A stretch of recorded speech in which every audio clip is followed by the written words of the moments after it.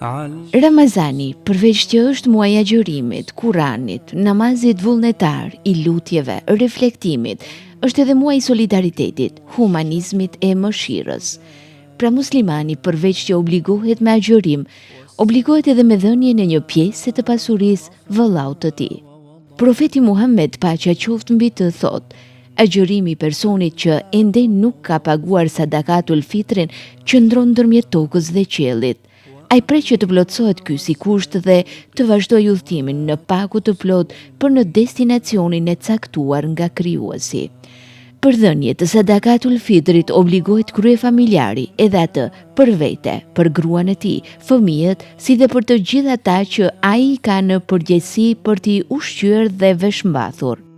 Fitri mund të jepet deri para faljes së namazit të sabahut, po që se jepet pas kësaj kohe, ajo nuk është më sadakatul fitr, por është një sadaka e rëndomt.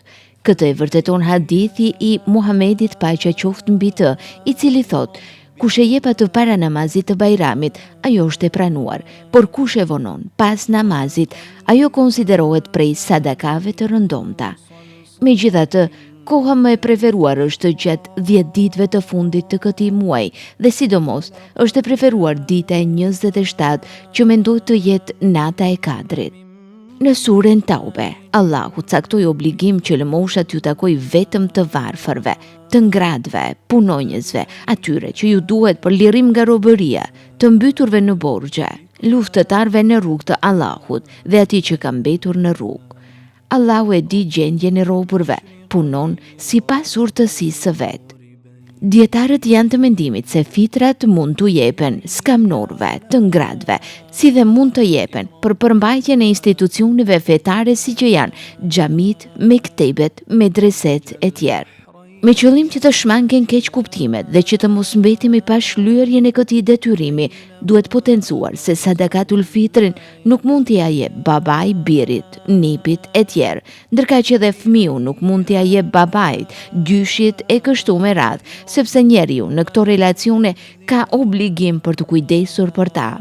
Për çështjen në fjalë, profeti Muhammed, paqja qoftë mbi të, thotë: përgëzoni skamnorët që të mos dalin dhe të kërkojnë lëmosh ditën e Bajramit. Po ashtu vlen të ceket se personat e moshuar si dhe ata që janë me sëmundje të përhershme e që nuk kanë pasur mundësi të agjërojnë, duhet të paguajnë fidje.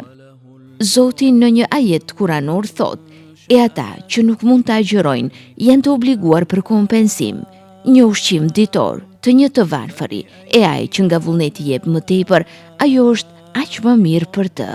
El Bekare 180